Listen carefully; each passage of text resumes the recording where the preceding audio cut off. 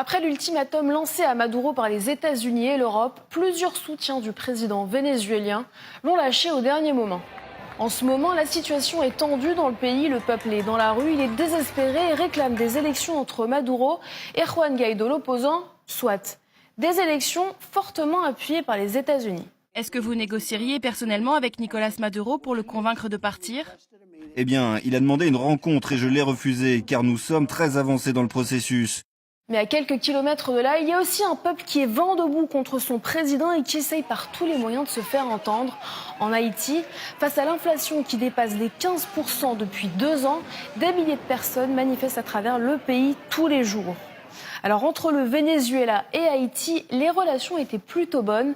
Depuis 12 ans, Haïti bénéficie du programme Petro-Caribe, mis en place à l'initiative de l'ancien président Hugo Chavez, qui a permis à plusieurs pays d'Amérique latine et des Caraïbes d'acquérir des produits pétroliers à bon prix. Mais d'après un rapport de la Cour des comptes, une quinzaine d'anciens ministres et hauts fonctionnaires sont épinglés pour fraude fiscale et corruption, dont Jovenel Moïse, le président haïtien. Et là, ce n'est pas le même son de cloche. Les États-Unis ne semblent pas entendre la colère du peuple haïtien. Ils soutiennent tout de même un président décrié par la population. Alors, quelle était la position d'Haïti envers le Venezuela ?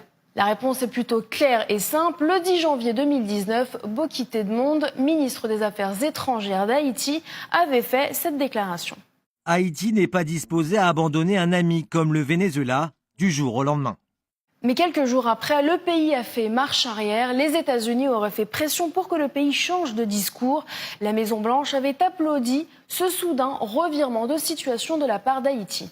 Nous félicitons Haïti d'avoir pris cette position et de soutenir la démocratie dans l'hémisphère.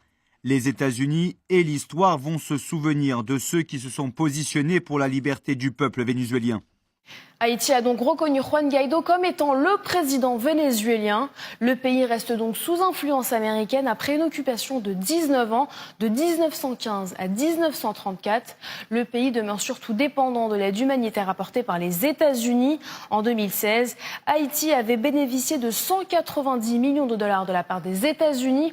En 2018, le budget a baissé, il est passé à 157 millions de dollars. Haïti se doit donc de suivre les États-Unis au risque de perdre une aide humanitaire vitale.